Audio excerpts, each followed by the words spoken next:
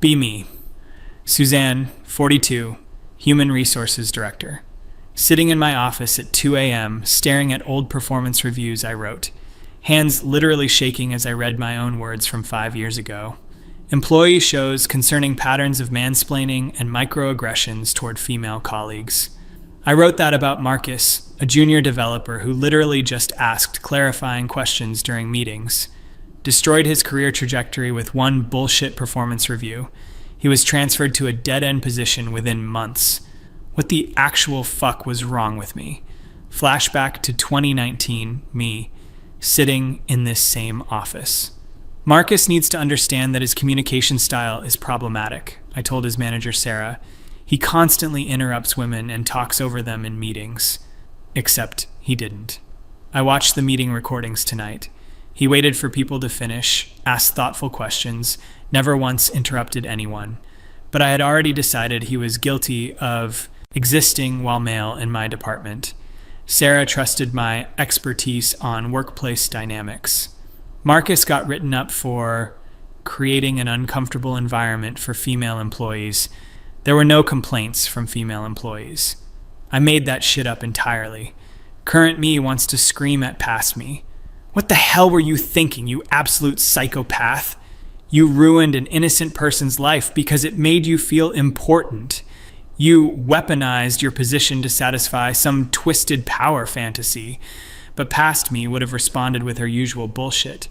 I'm protecting women from systemic oppression, Suzanne. Sometimes you have to break a few eggs to make an omelet. Marcus represents everything wrong with male privilege in tech. God, I actually said that last one out loud to my assistant Jennifer. Thinking about David now, software engineer from 2020, brilliant guy, actually mentored female junior developers on his own time, but he made the fatal mistake of disagreeing with me during a diversity training session. I think we should focus on qualifications rather than demographics when hiring, he said. Perfectly reasonable statement, delivered respectfully. But past me heard it as a direct attack on everything I stood for. David just revealed his true colors, I told myself that night. Classic example of someone who claims to support equality but undermines it when convenient. Started building a case against him immediately. Documented every single interaction David had with female coworkers. Twisted innocent conversations into evidence of bias. When he offered to help Jessica debug her code, I wrote it down as condescending behavior. When he suggested a different approach during a team meeting, I labeled it dismissive of women's ideas. Jessica literally thanked him for the help. The team meeting idea was objectively better than what they were doing. Didn't matter to me, I was on a fucking crusade. Spent 3 months building my case against David. He's exhibiting patterns of subtle discrimination, I told his director Kevin. Women on his team report feeling marginalized and undervalued, complete fabrication. I never spoke to any women on his team about David, but Kevin trusted me. I was the human resources director with specialized training in unconscious bias. David got transferred to a different team with a lower profile project. His promotion got delayed indefinitely. He eventually left the company for a position 2 levels below where he should have been. Current me is absolutely disgusted. You destroyed someone's career over a fucking diversity training comment. He was literally one of the good ones, helping women advance, and you crucified him. What kind of monster were you? Past me would have doubled down, though. The impact matters more than intent, Suzanne. David needed to learn that his privilege has consequences. Sometimes good people perpetuate harmful systems without realizing it. Actually wrote that last line in his performance review.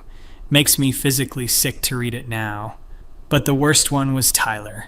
God help me. Fresh graduate, 23 years old, excited about his first real job. Worked in our marketing automation department.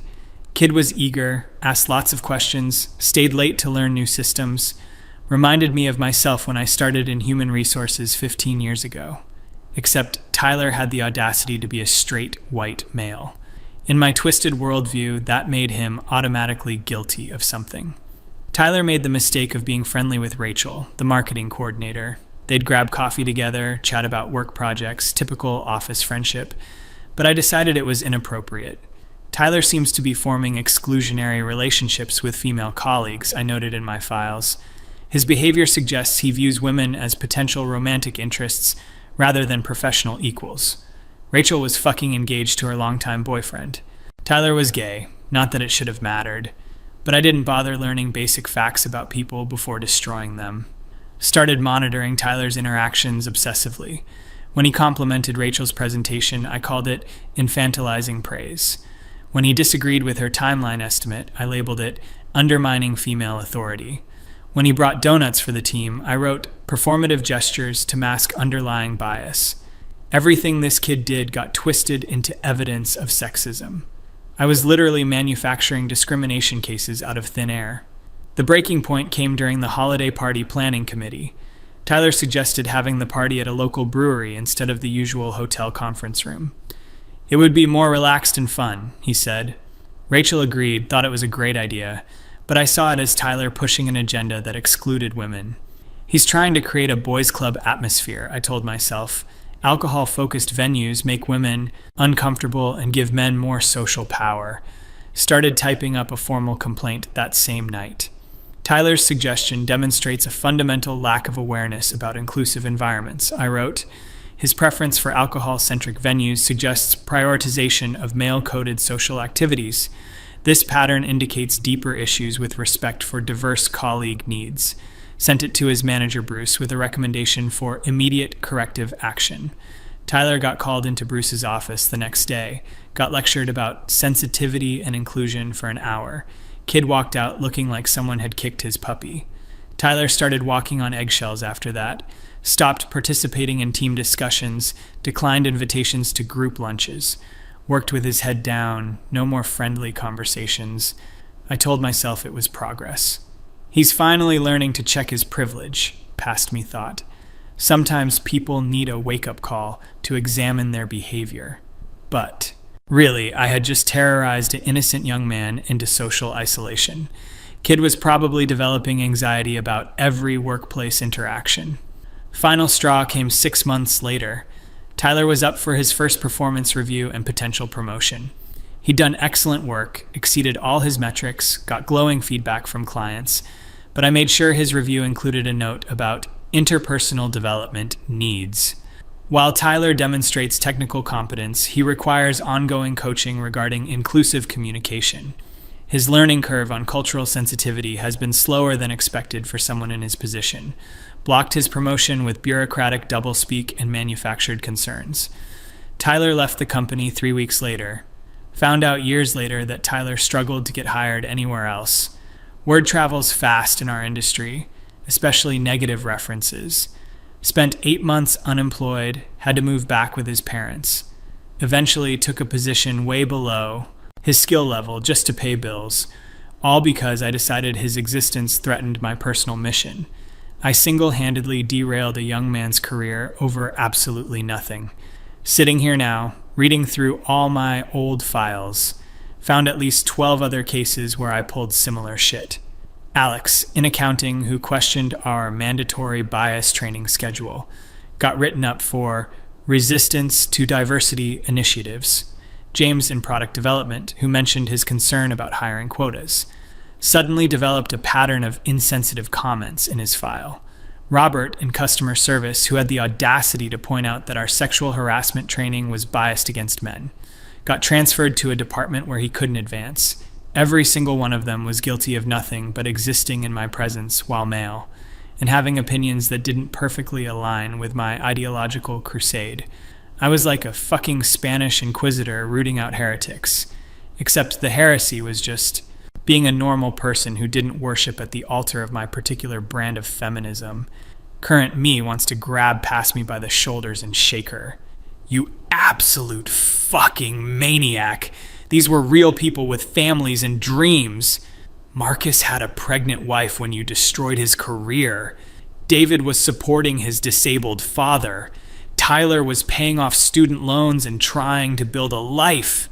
You crushed human beings to feed your own ego. But past me would have had ready justifications. The system is rigged against women, Suzanne. Someone has to balance the scales. These men benefit from centuries of oppression. A little setback builds character. Change requires sacrifice, and privileged groups need to understand consequences. I'm fighting the good fight, even if individuals get hurt in the process. I actually said that last one to my friend Monica over drinks. She looked uncomfortable but didn't challenge me. Probably thought I was just passionate about justice. The power rush was intoxicating, I can admit that now. Being the person who decided careers, who could make or break someone's future. Having directors and managers defer to my expertise on workplace dynamics. Employees walking on eggshells around me, knowing I could end them with a few keystrokes. I convinced myself it was about creating a better workplace for women. Really, it was about feeling important, feeling feared, feeling in control. Used to love the moment when I'd call someone into my office for a conversation, watching their face change as I delivered my carefully crafted accusations. We've received some concerns about your communication style. Some colleagues feel uncomfortable with certain behaviors you've exhibited. This isn't disciplinary, but we want to address these issues before they escalate. Always vague enough to avoid legal challenges, but specific enough to terrify them. Watched grown men stumble over themselves apologizing for crimes they hadn't committed. The women in the office started treating me like some kind of feminist superhero. Suzanne really advocates for us, they'd say. She's not afraid to call out problematic behavior. Finally, someone who understands what we deal with.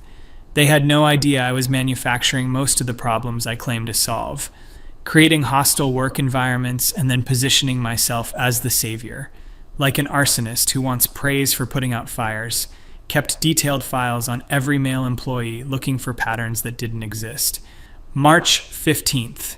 Interrupted Maria during stand-up meeting, lasted 3 seconds. March 22nd, used phrase you guys when addressing mixed group. March 28th, offered unsolicited advice to Jennifer about project timeline. Weaponized normal human interactions into evidence of systematic bias. Turned everyday workplace communication into a minefield of potential violations. Started mandatory unconscious bias workshops where I could lecture captive audiences. Microaggressions may seem harmless, but they create cumulative psychological damage. Intent doesn't matter, only impact, so examine your assumptions. Men need to step back and amplify women's voices instead of dominating conversations. Watching uncomfortable male faces as I delivered my sermons, they knew disagreeing meant becoming my next target. Created an atmosphere of fear disguised as enlightenment. Current me is absolutely horrified by past me's thought processes. You turned the workplace into your personal ideological battleground. You abused your authority to punish people for thought crimes. You were supposed to protect employees, not terrorize them. What the hell happened to basic human decency? Past me would have gotten defensive. I was correcting historical imbalances, Suzanne. Comfortable people don't change. Sometimes pressure is necessary. These men needed to understand what women face every day. My methods might seem harsh, but systemic change requires strong action. God, the rationalizations I created to justify my behavior, convinced myself I was fighting some noble war against oppression. The breaking point came last month when Marcus contacted me directly. Email subject line, following up on 2019 performance review. My blood went cold when I saw his name in my inbox. Spent 20 minutes staring at it before opening. Hi, Suzanne. I hope you're well. I wanted to reach out about the feedback I received during my time at the company. I've been working with a career coach to improve my communication style, but I'm struggling to understand what specific behaviors were problematic. Could we schedule a brief call to discuss? I want to make sure I don't repeat these mistakes in my current role. Read that email 15 times. Marcus had spent 3 years thinking he was genuinely a bad person, working with a coach, analyzing his behavior, trying to fix problems that never existed, carrying guilt and self-doubt because I convinced him he was harmful to his colleagues. Current me started crying right there at my desk. Oh my fucking God, what have you done? This man has been torturing himself because of your lies. He's questioning every interaction, every word, because you convinced him he's dangerous. Couldn't bring myself to respond to Marcus immediately. Spent days crafting and deleting replies. How do you tell someone their entire crisis of confidence is based on fabrications? Sorry, Marcus, I made everything up because I'm a sociopathic, power-hungry monster. Actually, you were fine. I just needed someone to destroy that week. Those female colleagues who complained, yeah, that never happened. Finally wrote back asking to meet in person. Told him I'd drive to his city, anywhere he felt comfortable. Met Marcus at a coffee shop downtown. He looked older, more cautious, like someone who'd been burned. Started explaining how he'd been working on his communication issues, taking workshops on active listening and inclusive language, practicing conversations with his wife to avoid mansplaining, self-monitoring every workplace interaction for signs of bias. My heart was breaking listening to this earnest man describe his self-improvement journey that was completely fucking unnecessary. Marcus, I interrupted him, I need to tell you something important. The feedback you received in 2019, it wasn't accurate. Watched his face change from confusion to shock to anger.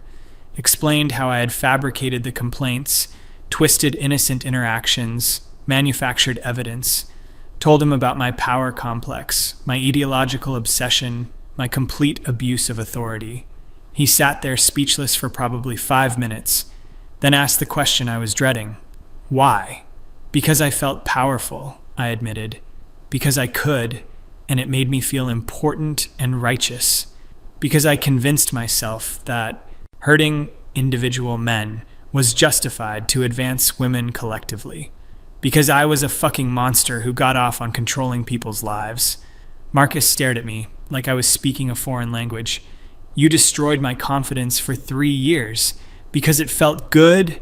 I questioned everything about myself, my marriage, my relationships with female friends. I thought I was this terrible person who made women uncomfortable just by existing. Watching Marcus process this information was devastating. Saw him cycle through disbelief, rage, grief, and back to rage. Do you have any idea what you put me through? He asked, voice shaking, hands clenched into fists. The therapy sessions, the self-doubt, the constant anxiety about saying the wrong thing. My wife thought I was having a breakdown because I kept apologizing for normal conversations. Current me wanted to crawl under the table and disappear. Past me had created lasting psychological damage over absolutely nothing. Told Marcus about the others, David, Tyler, Alex, James, Robert. Explained how I'd built a system of manufactured persecution. Used my position to feed personal power fantasies disguised as social justice. Turned human resources into my personal weapon against anyone who didn't conform to my ideology. He listened with growing horror. How many people? He asked. How many lives did you fuck up for your entertainment? Couldn't give him an exact number, but it was dozens over 5 years. Current me arguing with past me all the way home. You're a fucking sociopath. Normal people don't destroy innocence for fun. Those weren't privileged oppressors. They were just regular working people. You had every advantage, education, position, authority, and used it to hurt people. What kind of twisted feminist destroys men who actually respect women? Past me would have kept defending herself. The patriarchy doesn't dismantle itself, Suzanne. Sometimes you have to take action. Those men needed to understand their privilege and learn from consequences. Individual discomfort is less important than systemic change. I was fighting for every woman who's been silenced or marginalized. Someone has to hold men accountable for centuries of oppression.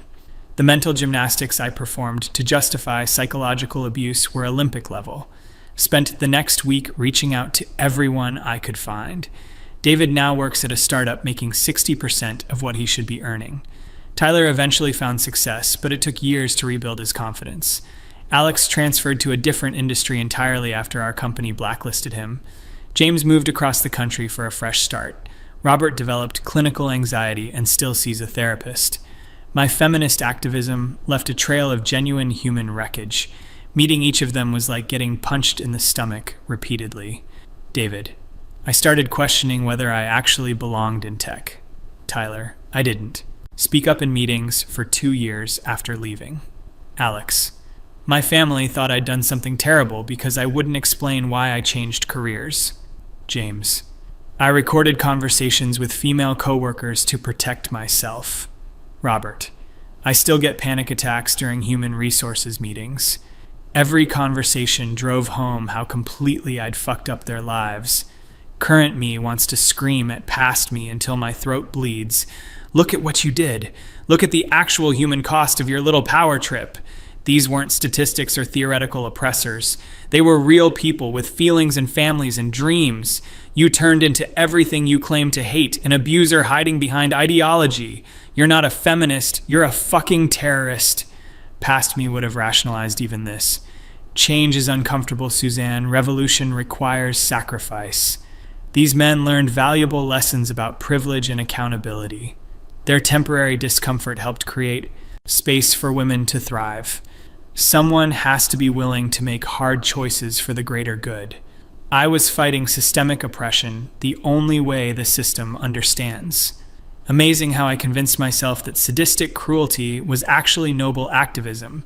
Spent months trying to make amends, writing recommendation letters, making phone calls, contacted former managers to explain the truth about fabricated reviews, paid for Tyler's therapy sessions for 6 months, helped Marcus negotiate a better position with his current employer, donated to organizations that actually help people instead of destroying them, knowing that nothing I do can fully repair the damage I caused. Can't give someone back 3 years of self-doubt and anxiety. The worst part is realizing how completely unnecessary it all was. The women at our company were doing fine without my protection. They were capable, successful, respected professionals who didn't need me to manufacture persecution. My crusade solved problems that didn't exist and created real trauma in the process, turned allies into enemies and gave actual sexists ammunition to dismiss legitimate concerns. Set back genuine progress by making feminism look like vengeful ideology. Current me is filled with rage at past me's self-righteousness. You thought you were so fucking enlightened and progressive. Really, you were just a petty tyrant drunk on your own authority. You turned civil rights principles into weapons for personal gratification. You're the reason people think feminism is about hating men. You damaged the very cause you claim to champion. Past me would have dismissed all criticism as internalized misogyny. You're letting the patriarchy convince you that fighting back is wrong, Suzanne. Tone policing is just another way to silence women's anger. The system taught you to value male comfort over female justice. You're having a crisis of confidence because change feels dangerous. Remember why you started fighting in the first place. The circular logic I used to avoid accountability was impenetrable. Took a leave of absence to figure out what the fuck was wrong with me. Spent 3 months in therapy trying to understand my motivations. Dr. Peterson helped me trace the path from legitimate concerns about workplace equity to manufacturing persecution to feed power fantasies. You became addicted to the feeling of control, she explained. The ideology provided justification, but the real driver was narcissistic supply. You created problems so you could position yourself as the solution. Realized I'd turned feminism into a personal religion with myself as the high priestess. Anyone who questioned my methods was automatically branded a heretic. Created elaborate theological justifications for increasingly extreme behavior. Convinced myself that pure motives excused any tactics. Became exactly the kind of authoritarian I claimed to oppose. Just wearing different colored flags while marching people to the wall. Current me debates with past me constantly now. You weren't fighting oppression, you were becoming the oppressor. You used social justice language to mask personal sadism. You turned helping women into hurting men for your own entertainment. Everything you claimed to believe was just cover for being a fucking bully. You're a cautionary tale about ideological extremism. Past me's voice gets weaker in these arguments now. But systemic change requires individual sacrifice. The patriarchy doesn't respond to nice requests. Someone has to be willing to take difficult action. Historical progress always involves casualties. Even past me is starting to sound unconvinced by her own bullshit. Harder to maintain delusions when confronted with actual consequences. Wrote formal apology letters to everyone I could track down. not asking for forgiveness, just acknowledging the truth. I abused my position to manufacture discrimination cases against innocent people. I fabricated complaints and twisted normal interactions into evidence of bias. I caused genuine psychological damage to satisfy personal power fantasies. I turned human resources into a weapon against anyone who didn't conform to my ideology. I am solely responsible for the harm I caused and deeply regret my actions. Some responded with grace, others with justified anger. Most didn't respond at all. Marcus wrote back, "Thank you for finally telling the truth. The damage is done, but at least now I can stop hating myself. Tyler, I hope you understand that your apology doesn't undo 3 years of therapy and self-doubt. David, I'm glad you recognize what you did, but I'll never trust human resources departments again. Alex, fuck you. Your letter is just more manipulation disguised as accountability. All completely fair responses to someone who'd terrorized them professionally. Resigned from my human resources director position last month. Couldn't continue in a role I'd perverted so completely. Sent a memo to the executive team explaining my misconduct. Recommended external investigations into all my personnel decisions from 2018 to 2022. Suggested policy changes to prevent future abuse of human resources authority. Acknowledged that my behavior had created legal liability for the company. Executive team was shocked, horrified, and probably scared shitless about lawsuits. Current me wants to keep screaming at past me forever. You turned helping people into hurting people. You corrupted every principle you claim to uphold. You made feminism look like a vindictive hate movement. You were supposed to protect employees, not hunt them. You became everything wrong with institutional power. Past me has fewer arguments now, mostly just deflection. Everyone makes mistakes in high-pressure positions. My intentions were good even if my methods were flawed. Other people have done worse things and gotten away with it, so at least I'm taking responsibility instead of covering it up. This experience will make me a better advocate in the future. Weak sauce compared to her previous ideological certainty. Working as a freelance consultant now, helping companies audit their human resources practices, specifically looking for signs of abuse of authority and manufactured grievances, trying to prevent other sociopaths from turning human resources into weapons. Funny how understanding your own capacity for evil makes you better at spotting it in others. Every policy manual I review, I think about how past me would have exploited those loopholes. Building safeguards against myself, basically. Still have the internal arguments with past me every day.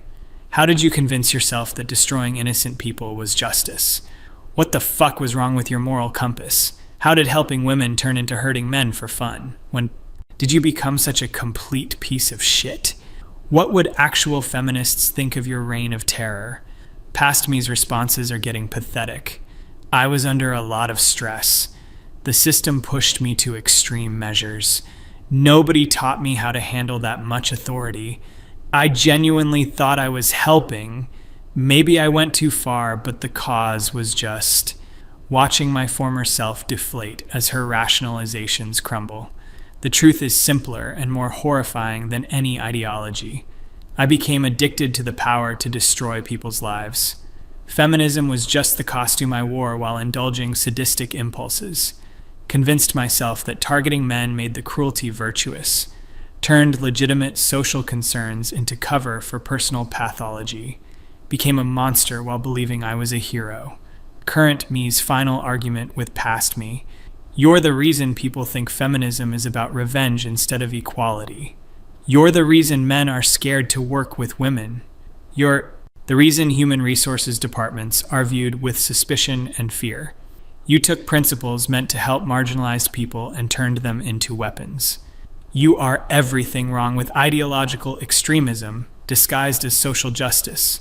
You were never a feminist, you were just a fucking predator in activist clothing. Past me has no response to that, because deep down, she always knew. The ideology was just permission to do what she wanted to do anyway. Hurt people, control people, make people fear her. Feminism was convenient because it provided moral cover for immoral behavior. But any ideology would have worked. Sociopaths always find justifications for their cruelty. Sitting here at 3 a.m., looking at the wreckage of my career and conscience. Marcus is in therapy learning to trust his instincts again. Tyler still flinches when he has to talk to human resources. David changed industries entirely rather than risk another encounter with someone like me. Dozens of other men carry psychological scars from my activism. And for what? So I could feel important and powerful for a few years? The conversations with past me are getting shorter now, because there's nothing left to argue about. She was wrong, completely and catastrophically wrong, about everything, from beginning to end. Her methods, her motives, her understanding of feminism, her basic humanity. Current me won, if you can call it winning when the prize is acknowledging you're a monster. Past me whispers sometimes, late at night. At least you tried to make a difference. At least you stood up for what you believed. At least you didn't just passively accept injustice. But even those pathetic justifications ring hollow now. Because I didn't make a difference, I made everything worse. I didn't stand up for anything. I knocked down innocent people. I didn't fight injustice. I became injustice. Current me's final statement to past me. You are the worst kind of person, someone who turns helping others into hurting others. You took the noble goal of workplace equality and perverted it into personal vengeance. You destroyed good people's lives because it made you feel powerful. You are a cautionary tale about what happens when ideology becomes excuse for cruelty. You are not a feminist, not an activist, not a hero. You are simply a bad human being. And the only thing you can do now is make sure nobody ever becomes like you were. Past me finally stays silent.